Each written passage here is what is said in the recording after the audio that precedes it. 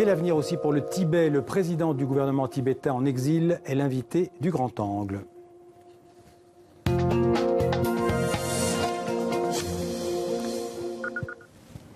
Bonjour Lobsang Sangay. Bonjour. Alors comment faut-il vous appeler? Monsieur le Président, Monsieur le Premier ministre, Monsieur le chef du gouvernement? Mon titre, c'est Sikyong en tibétain, c'est-à-dire président en anglais. Alors, Monsieur le Président, vous êtes né en Inde, vous n'avez jamais mis les pieds au Tibet. Vous avez fait des études de droit en Inde et à Harvard aux États-Unis. Et vous avez été élu à la tête du gouvernement tibétain en exil en 2011, puis réélu en 2016. Aujourd'hui, on peut dire que vous dirigez le gouvernement d'un pays qui n'existe pas.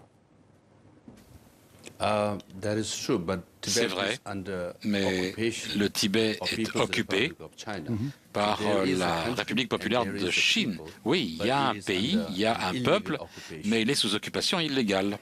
Quel est le statut du Tibet dans la Chine actuelle? Tibet a été historiquement un pays indépendant. Les Chinois ne disent pas le contraire, que c'était indépendant. Mais depuis 1959, c'est devenu un pays occupé par la Chine. Et maintenant, en mars, ce sera la 60e année de l'occupation du Tibet. Oui, il faut rappeler que le Tibet, vous venez de le dire, a été envahi d'abord par l'armée chinoise en 1950, qu'il y a eu une révolte tibétaine qui a été réprimée dans le sang en 1959. Il y a eu d'autres révoltes d'ailleurs depuis cette date, et notamment en mars 2008, des manifestations réprimées à chaque fois avec des dizaines, voire des centaines de morts et d'arrestations. Aujourd'hui, Monsieur le Président, quel est l'objectif de votre gouvernement en exil? Est-ce que c'est l'indépendance du Tibet ou plus d'autonomie pour votre région? Vous avez raison, il y a eu des manifestations massives en 2008 et 2018 marque le 10e anniversaire de ces révoltes, de ces manifestations populaires. Tout le monde a manifesté. Donc il y a une répression du peuple tibétain. Ce que nous disons, c'est que le gouvernement chinois dit la souveraineté du territoire ne peut pas être compromise. Nous disons d'accord. Mais si vous mettez un terme à la répression et que vous donnez une véritable autonomie, et avec, comme le disent les lois chinoises, nous pouvons accepter cela comme solution. Donc l'approche modérée, c'est la solution de l'autonomie. On peut dire, comme on le dit d'ailleurs dans le bouddhisme, que vous défendez ce qu'on appelle le concept de la voie du milieu. C'est exact. Entre deux extrêmes.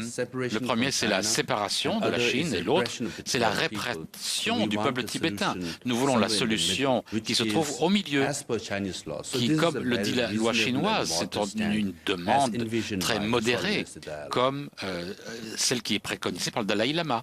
Pourquoi les relations sont si difficiles, parfois si violentes, entre la Chine et le Tibet? Quelles sont les raisons de cet affrontement? Du côté tibétain, nous sommes en faveur de la non-violence. 151 Tibétains se sont immolés par le feu.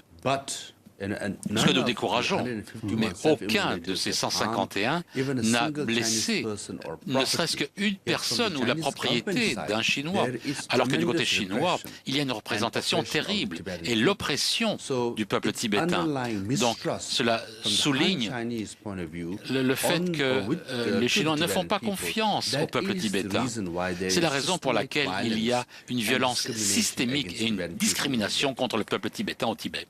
En 2018, il y a des contacts aujourd'hui en cours entre vous et les autorités chinoises? Malheureusement, le dernier contact formel a eu lieu en 2010. Donc voilà, ça fait 8 ans qu'il n'y a pas eu de dialogue formel entre les envoyés du Dalai Lama et les représentants chinois. Mais entre 2002 et 2010, il y a eu 9 tournées de représentation.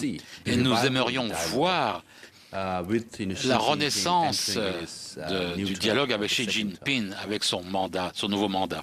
Vous présidez ce gouvernement tibétain en exil depuis 2011, je le disais tout à l'heure.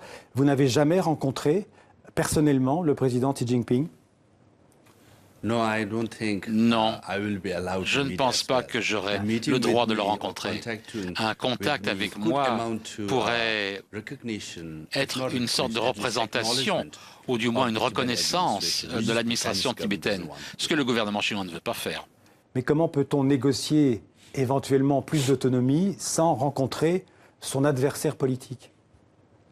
C'est vrai, mais le gouvernement chinois reconnaît qu'il y a un Dalai Lama, donc même l'envoyé du Dalai Lama a rencontré des représentants chinois.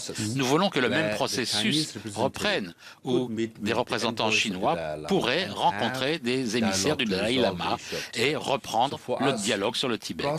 Pour nous, le processus est secondaire, c'est la substance qui est le plus importante. Quelle personne le gouvernement chinois veut rencontrer, peu importe, aussi longtemps qu'on parle du Tibet. C'est notre intérêt principal. Donc l'envoyé du Dalai Lama rencontrera un représentant chinois si le gouvernement chinois le veut bien. Alors on vient de voir le Dalai Lama, vous en avez parlé, il est aujourd'hui uniquement le chef spirituel des Tibétains. Avant, il combinait les deux fonctions, spirituelle et politique. Aujourd'hui, vous occupez la fonction politique. Le Dalai Lama a 82 ans. Il va falloir lui trouver un successeur. Qui sera le prochain Dalai Lama? Comme vous pouvez le voir, le Dalai Lama est en bonne santé, il vivra longtemps. Et nous espérons qu'il vivra plus de 100 ans. Et il a vécu beaucoup plus longtemps que d'autres dirigeants chinois. Et il survivra à d'autres dirigeants chinois aussi. Mais depuis 2011, la sélection du prochain Dalai Lama est déjà sur la table. Ou alors ça sera une réincarnation qu'il faudra reconnaître, ou alors ce sera une sélection. Comme il y a un collège de cardinaux qui élisent le pape, peut-être qu'il y aura un collège de lamas qui élira le nouveau Dalai Lama. Mais le Dalai Lama présent pourrait désigner son successeur. Donc il y a 3 processeurs qui sont déjà sur la table. Lequel sera mis en place, nous ne savons pas. C'est le Dalai Lama qui décidera. Et si la Chine refuse ce processus et désigne elle-même le successeur, vous ne pourrez pas l'accepter, j'imagine? Nous ne l'accepterons pas parce que le gouvernement chinois n'a aucune légitimité. Ils ont détruit 98 ou 99% des monastères tibétains, 99% des moines et des nonnes. Ils détruisent en ce moment toute la vie spirituelle. Voilà, c'est ce qu'ils veulent faire. Donc, quelle crédibilité aurait quelqu'un qui serait reconnu par les Chinois? Ce serait comme si Poutine reconnaissait le prochain pape et demandait aux catholiques de le reconnaître. Ça ne se produira pas. Donc, je pense que le peuple tibétain va décider qui sera le prochain Dalai Lama. Et le peuple tibétain le reconnaîtront à l'intérieur aussi. Aujourd'hui, Monsieur le Président, la langue, la culture et même la religion du Tibet sont menacées aujourd'hui au Tibet. Absolument. Par exemple, la Constitution chinoise dit que le langage tibétain doit non seulement être utilisé, mais encouragé. Mais bon, ils ne le font pas. Les activistes bilingues sont allés à Pékin pour demander que ce soit le cas. Ils ont immédiatement été arrêtés et ils sont en prison et ils attendent la sentence. Au niveau universitaire, que ce soit à tous les niveaux scolaires, le médium, c'est le chinois. Donc, l'assimilation culturelle des Tibétains pour devenir des Chinois, c'est la stratégie des Chinois. C'est ce qu'ils tentent de faire. Mais au niveau du peuple, les Tibétains parlent leur langue et préservent leur identité et leur culture. On peut même dire que d'un point de vue démographique, les Tibétains aujourd'hui deviennent minoritaires à l'intérieur du Tibet. Mais c'est la stratégie du gouvernement chinois. Regardez les autres minorités en Mandchourie, en Mongolie, c'est ce qui se produit là-bas aussi. Mais le Tibet, en raison de son altitude, une moyenne de 4000 mètres d'altitude, il fait tellement froid en hiver, c'est tellement froid que même dans les zones urbaines où il y a beaucoup de Chinois, les Chinois rentrent chez eux. Les zones rurales, qui représentent 80% du Tibet, les Tibétains ont toujours été majoritaires. Donc là, spécialement en hiver, les Tibétains restent la majorité. Et grâce à l'air froid du Tibet, ça évite que les Chinois viennent s'installer de façon permanente. Alors, Monsieur le Président, vous êtes en France. Est-ce que vous allez rencontrer des officiels français, le Président de la République, le Premier ministre ou toute autre autorité française? J'aimerais beaucoup, mais je ne veux pas faire des ennuis aux dirigeants français. Mais j'espère que le président Macron continuera la tradition passée de Jacques Chirac et du président Mitterrand, qui ont soutenu la cause du Tibet et ont soulevé la question du Tibet avec les dirigeants chinois. Et principalement aussi, le président Sarkozy a rencontré le Dalai Lama. J'espère que Macron fera de même. Pourquoi les responsables politiques français notamment hésitent à vous rencontrer? Ils ne veulent pas provoquer le gouvernement chinois? Vous savez, l'argent, le commerce est devenu très important.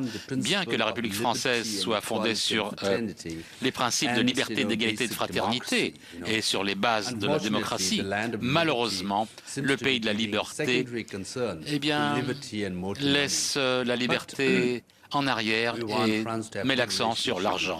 Nous voulons que la France ait des bonnes relations avec la Chine et des bonnes relations économiques et commerciales. Mais il ne faut pas oublier les droits de l'homme. Une dernière question, Monsieur le Président. Est-ce que le Tibet a des alliés, a des amis dans le monde? Mais bien entendu, je suis ici. Je suis ici. Donc, le Tibet est présent ici. Le Tibet peut lutter de façon non violente et réussir sa lutte. Merci beaucoup, Lobsang Sangay, d'être venu parler de l'avenir du Tibet, de votre pays dans le 64 minutes. Merci à vous.